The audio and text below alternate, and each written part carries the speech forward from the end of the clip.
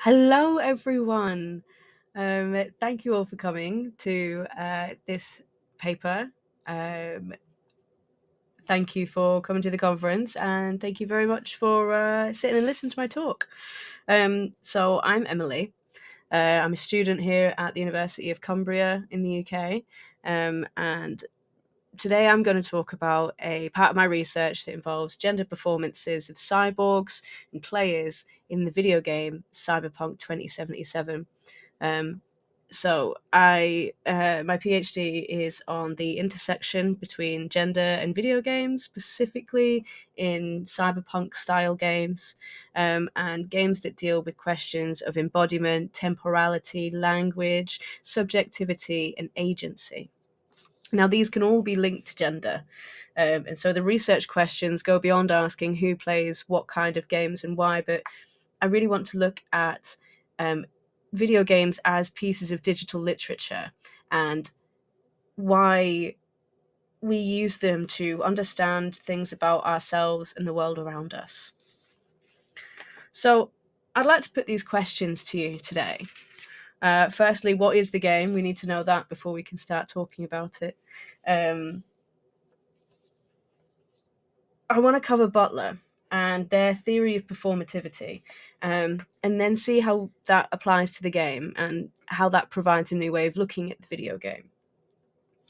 I want to talk about how parts of gender performativity relates to drag acts, and if we talk about it in the context of technologically altered futures, how this drag becomes kind of techno drag, and how we see that in the game.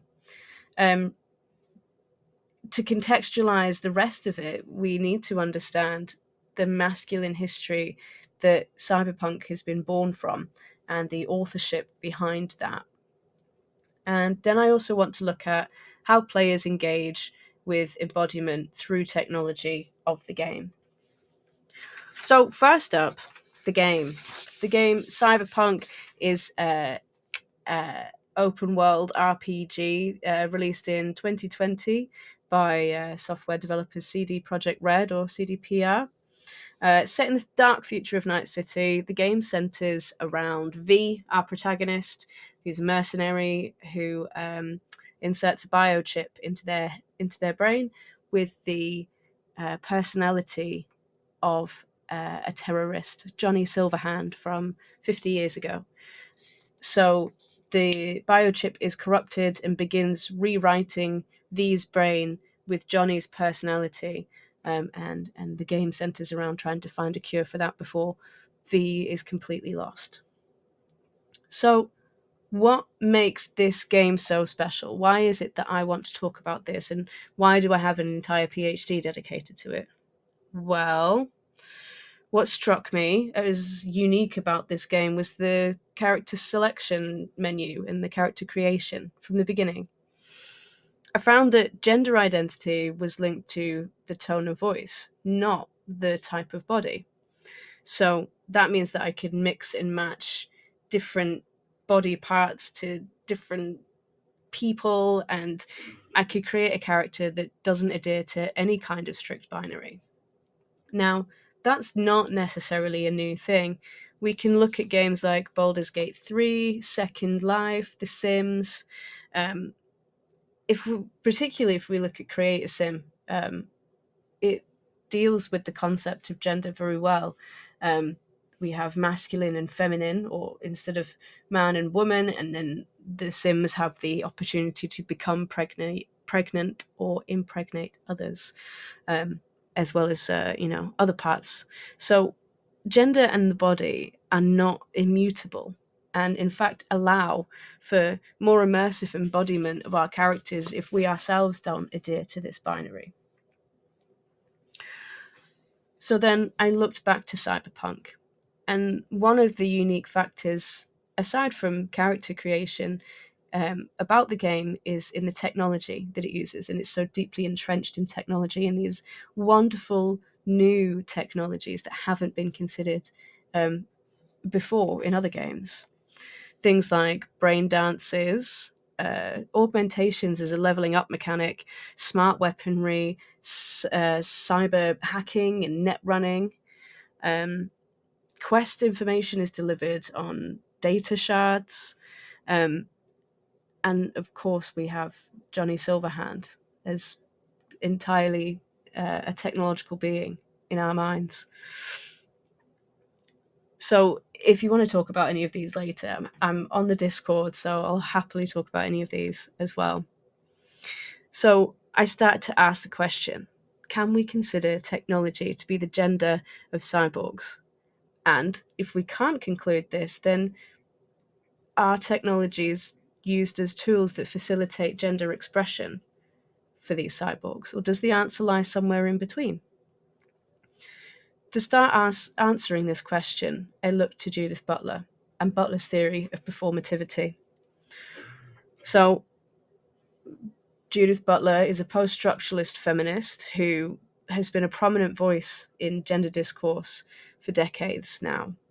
Their first publication on how gender is a performance was in 1988 with Performative Acts and Gender Constitution, which was then developed and expanded on in Gender Trouble in 1990, as well as publishing some other really great works. So Bodies That Matter, Excitable Speech, and Undoing Gender. And then just last year, Butler released Who's Afraid of Gender? But in Gender Trouble, which is what I want to look at, they expand on performativity.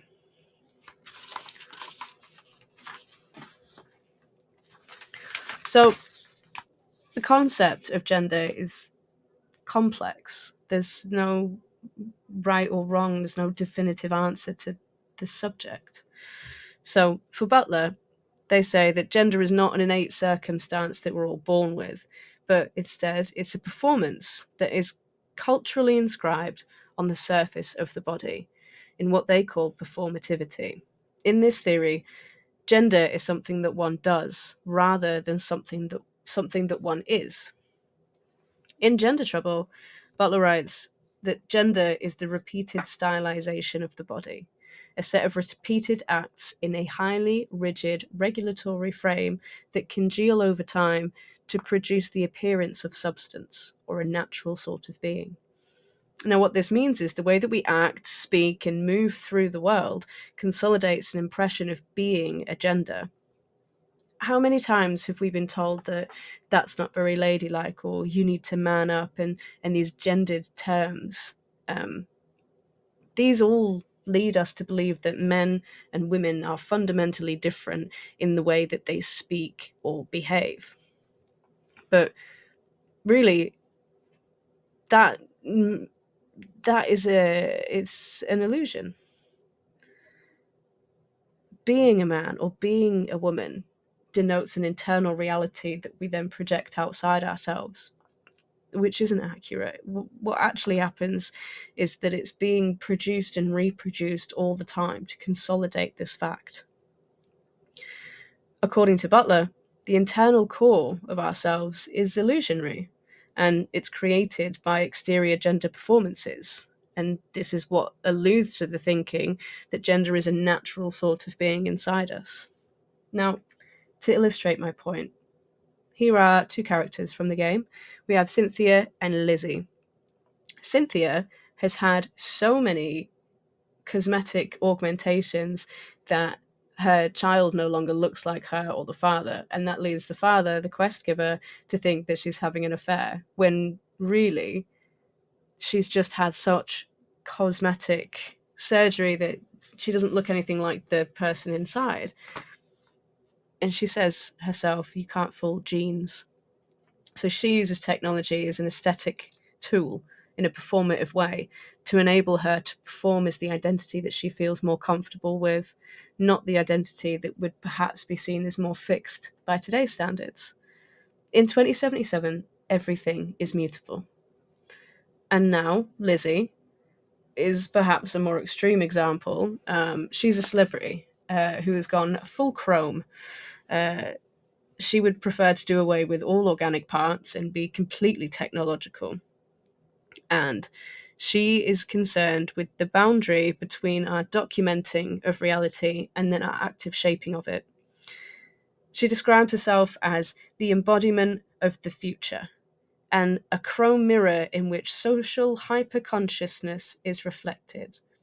However, the further she moves towards being technological and the further away she is from being organic, she begins to lose touch with reality and her own humanity. So there is downsides to using technology in this way.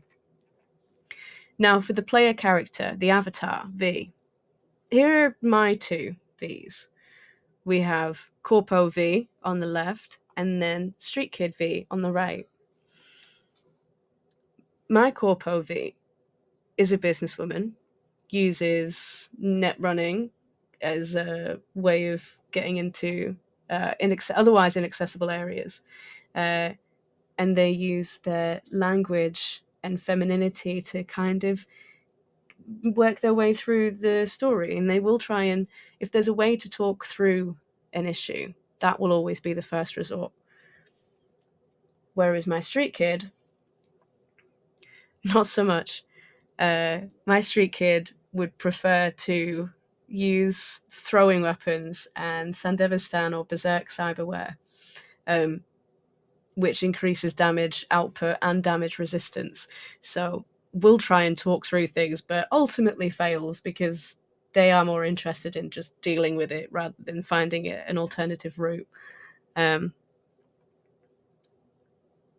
so when we put all of these together, we can see that all of these characters are female and feminine, and yet they are all so different without sacrificing any of their femininity in the pursuit of progress. We can see that there are unique boundaries of what they would call success or progress outside of leveling up a character. These are all different performances of gender without calling identity into question. In this respect, we can see how our outward gender performances can be likened to a sort of drag act.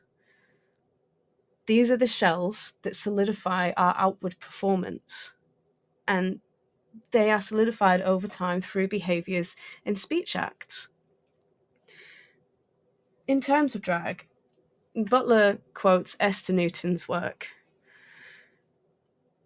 They say that drag is a double inversion. While on the stage, the outside performance is feminine, while the essence inside is masculine. However, the opposite remains true as well. My outside appearance is masculine, but the essence inside is feminine. Now, when we apply this to the game, the player takes the place of our internal essence. Our interiority, whether that be masculine or feminine, is us, and the character, V, is our performance, and the stage is the game. Now, when we talk about drag in this context, it's a parody of traditional notions of gender, hyperbolized to highlight its unstable nature. So, within gender discourse, we have an illusionary internal core, an exterior performance of gender, or, as Butler would say, there is no original or primary gender a drag imitates, but gender is a kind of imitation for which there is no original. There is no ultimate, absolute man or absolute woman. They're all different, and they're all more fluid than these strict binaries. Now, this understanding of drag impacts our embodiment as both individuals navigating our own worlds in the real world and in how we present ourselves in game worlds. In RPGs, players take the place of the internal core, and the character is the outward gendered performance as we know now. The way that we create our characters represents the dissolution of stable boundaries between ourselves and of our characters. When players construct their characters, they're doing so from a range of influences. Their experiences, personal morals and values, their desires, these all coalesce to create a character that we identify with and then embody through play. The boundary between the corporeal self and the embodied virtual construct is permeable. The character is both separate from the self, but made from the ideals of the player.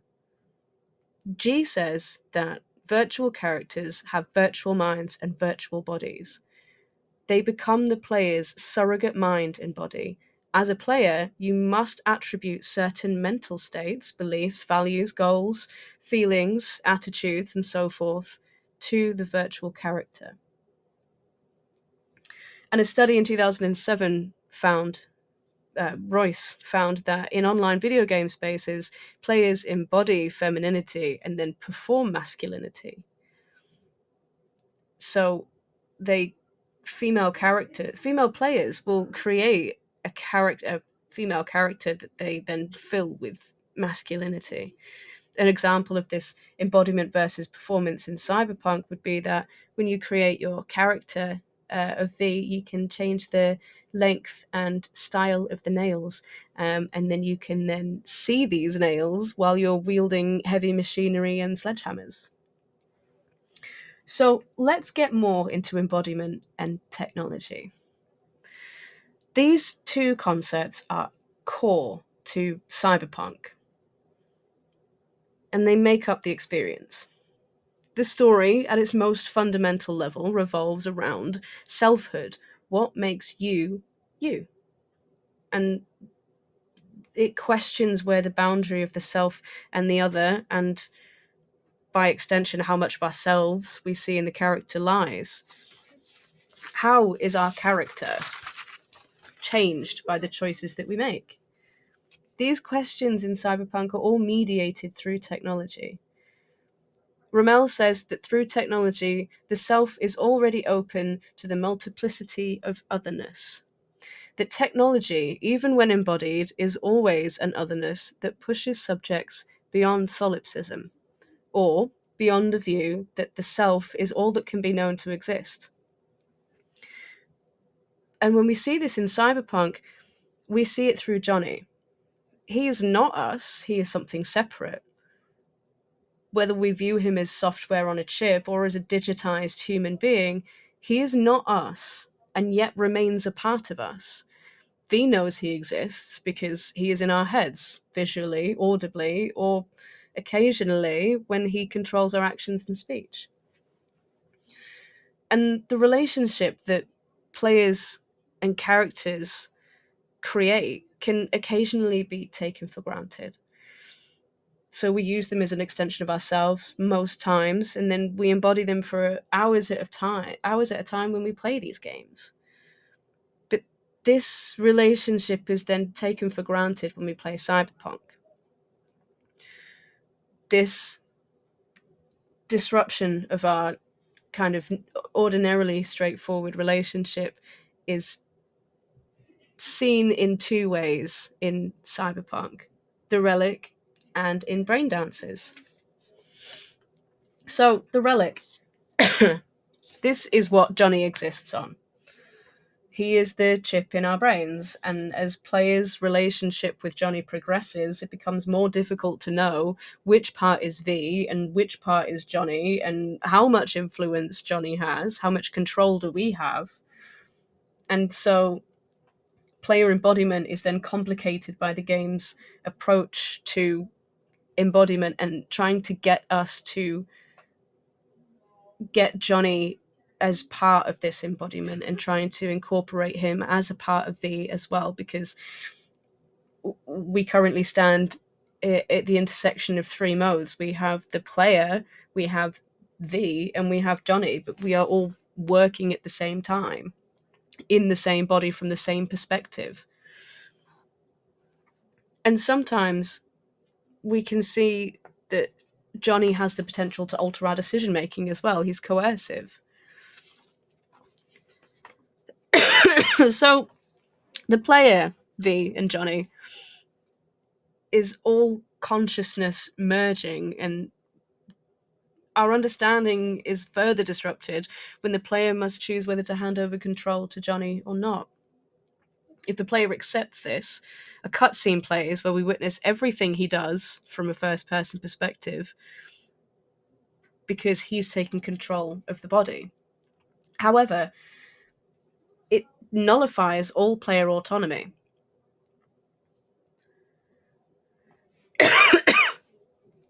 This observation is very important as well if the player chooses to play as a femme or femme presenting body, because Johnny is this very masculine presence, always in our heads, always demanding control of us. Now, for brain dances, these are also equally as important, perhaps my favourite technology of the game. This technology allows users to record their experiences in detailed and immersive ways. Think of it as really, really immersive VR. So a person scrolls a recording and they record it and it records everything. And then for the end user, they experience the recorder's memories, sensations, emotional and physical responses, and interpretations of the things that's being recorded. So if one person was to walk down the halls of their old school and they would have the memories and the sensations attached to that emotional response and their interpretation of things, the next person who sees that recording will be in that situation to relive the exact same experience. Now, engaging with this technology disrupts temporality and our static relationship between our character, splits embodiment into three parts again. So, when we engage with brain dance technology, we are the players who play the game, then we are the players that play as V, then we are players that play as V that's playing as someone else who's recorded the brain dance.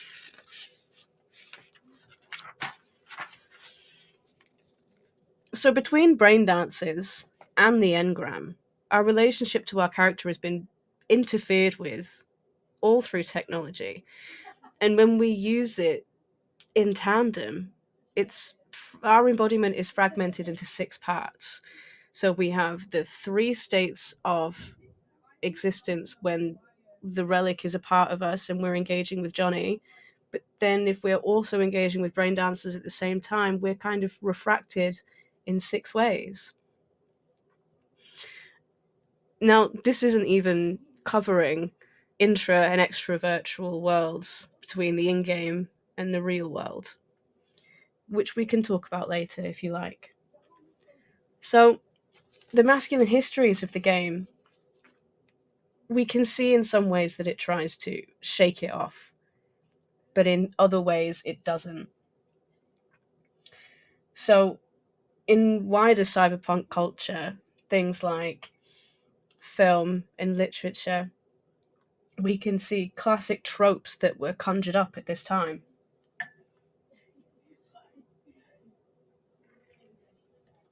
To begin with, it's often been criticized for being deeply masculine. The narratives typically emphasize the protagonists as anti heroes, alienated from society, rejected, and nihilistic towards the future. So you could reasonably argue that Johnny Silverhand and V are both anti heroes because they are self serving, they don't do things for the greater good, but it's also a noir narrative where there are no happy endings, so you kind of have to look out for yourself either way. But in the past, our protagonists are historically lone wolves with strong masculine personalities. Uh, and Nicola Nixon has previously criticized cyberpunk as being an anti-feminist mode of storytelling that has gutted the future of meaningful female characters and cast both cyberspace and corporations as feminized spaces to be penetrated and tamed by male hackers. She also argues that masculinity is constituted by the ability to control technology as a male fantasy wish fulfillment. But despite this, we know that Cyberpunk, the game, is trying to move away from this through its exploration of gender identity, through its freedom of expression, through its spectrum of cyborg identities, and through its romanceable characters of all sexualities. It is making steps to move away from this while also embracing some of the more philosophical interventions that really came from the beginning of Cyberpunk. So let's go back to the original question, shall we? Do cyborgs use technology as their gender or tools to enact it? Well, we see in the gender performances of cyborgs that they still perform gender in the Butlerian sense of it. They're still sexualized, they still perform gendered acts, and they still have gendered aesthetics. But in this same sense, technology is used as a prosthetic extension of pre existing gender norms rather than replacing them. We as human players still recognize the gender performances in the game, so these cyborg gender performances are still intelligible to us because they cite recognizable tropes. This tethers the cyborg to their human side rather than their mechanical side, even if their performances are mediated through technology. So, the conclusion that I lean towards is that cyberpunk characters and gender is complex and nuanced, especially considering the history of the genre, especially considering binary sexualities of romanceable characters, and in the wider world, the constantly changing gender constitutions that are in a flux. I don't think technology should be considered the gender of cyborgs, as cyborgs, by their very nature, are boundary transgressing entities. We can't consider anything about cyborgs to be absolutes, as absolutes are incompatible with cyborg existence. Instead, these in game technologies facilitate an intelligible gender performance from NPCs and avatars that can be witnessed and interpreted by us as players. Um, Thank you very much for listening to all of that. And if you want to know anything else, please don't worry, don't hesitate to get in contact with me. And I'll be on the Discord at the end of this. Enjoy the rest of the conference, and best of luck to all the speakers. And thank you again for letting me speak at this. Thank you very much. Bye.